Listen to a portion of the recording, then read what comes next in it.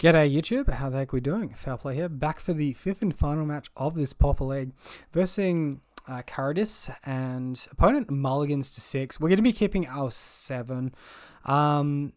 Mostly pretty good stuff going on. We might not want to use all our fast mana immediately. See what happens. Opponent plays basic Swamp.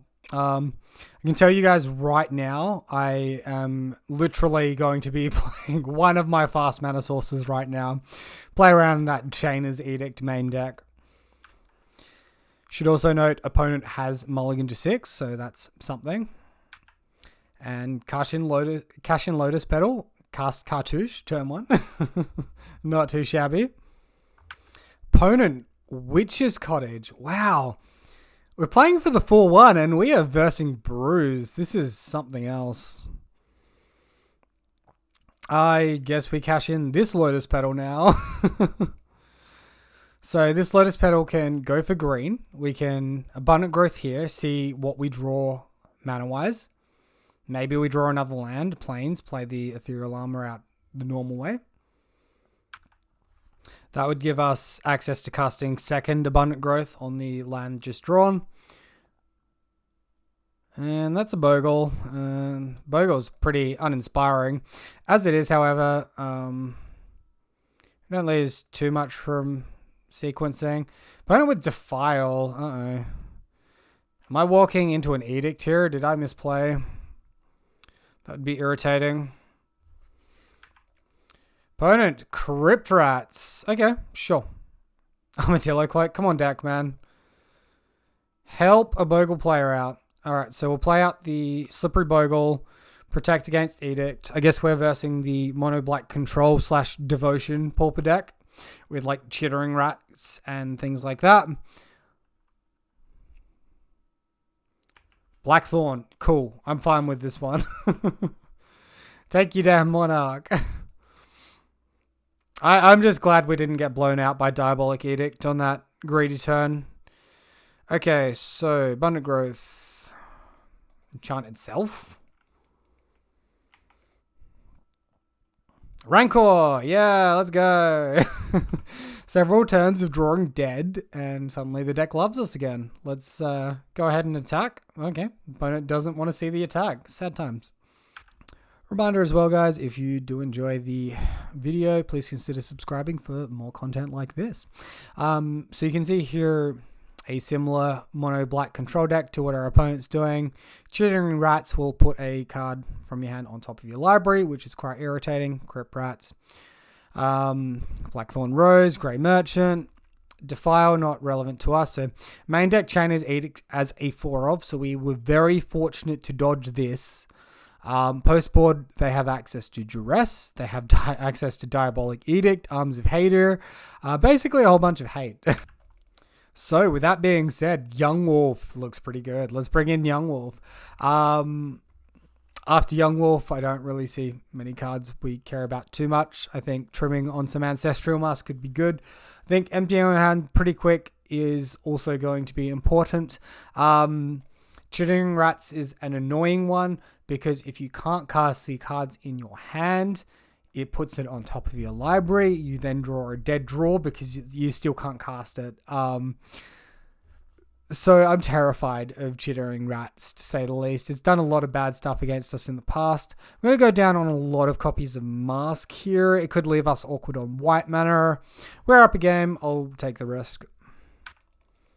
So we see this 7. It's not great because we have to develop our mana. We don't have great Edict protection. I guess Duress could be irritating as well. On the plus side, we get to 2 sources of mana, which the opponent can't interact with. We get a cantrip off the Abundant Growth. Like, it could be worse. And, I mean, getting caught out on top end like this is what we don't want to see. Lead off Scout, probably into Diabolic Edict. Maybe there's an argument for just holding up mana and casting Ash Barrens. His opponent got Shrivel. Okay, I guess we play Ash Barrens. Abundant Growth on the Ash Barrens. Find Rancor. Rancor seems free here. I don't think we're getting shriveled. Okay, so cool. Attack. Crypt Rats. Sure. Deals X damage to each creature and each player. Only spend black mana. So our opponent can blow up our creature. We currently can't add any more auras to it. This attack is effectively free.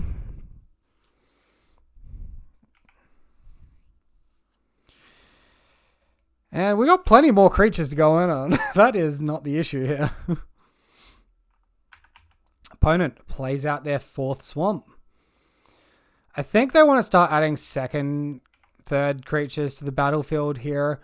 I'm just going to keep attacking for 3 while I can. It's really nice that our opponent's giving us that line.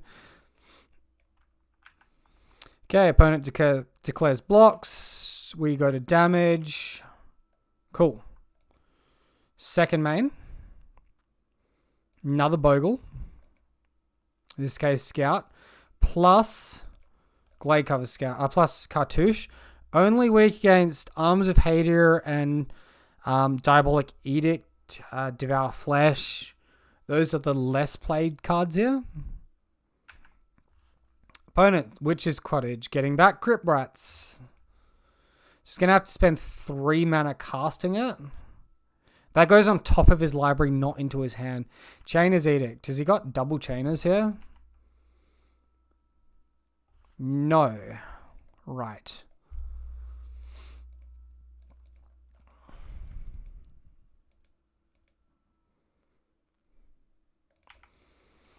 Okay, so Rancor resolves, attack. I guess if we're playing optimally, we play Scout, then Rancor. Because then that plays around Diabolic Edict and losing the Rancor.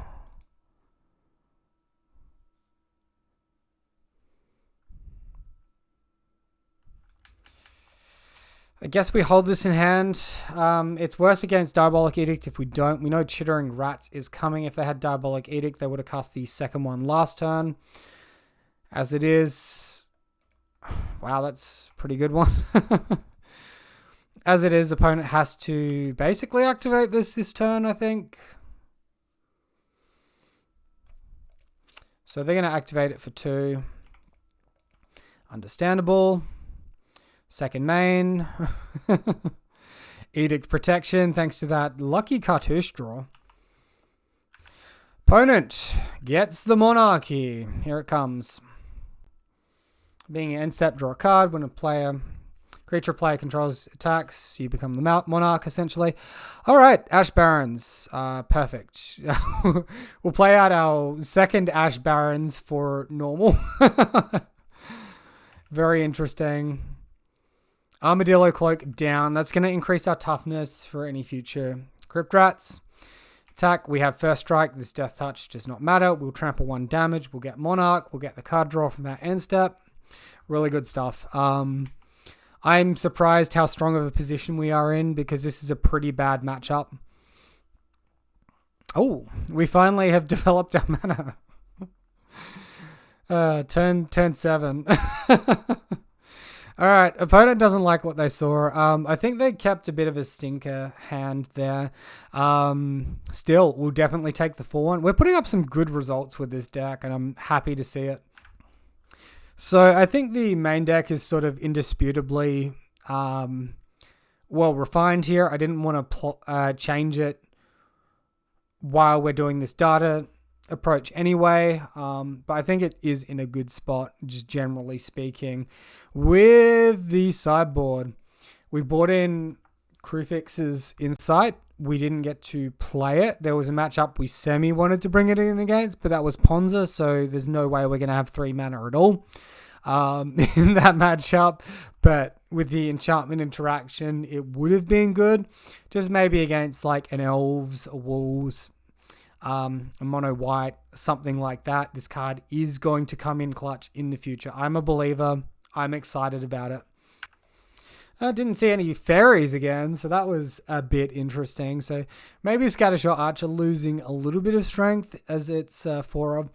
But the main metagame shift is towards burn, and the current burn list we're favoured against with Armadillo Cloak plus Crimson Acolyte anyway. So yeah, thank you all so much for watching the video, guys. I do hope you enjoyed it. If you want to see more Bogles content, we're doing Pauper and Modern on this league currently at the moment. And subscribe and check it all out. We're just like an all Bogles channel, so have fun with that very toxic niche. Until next time, guys, have a great day. I'll catch you then.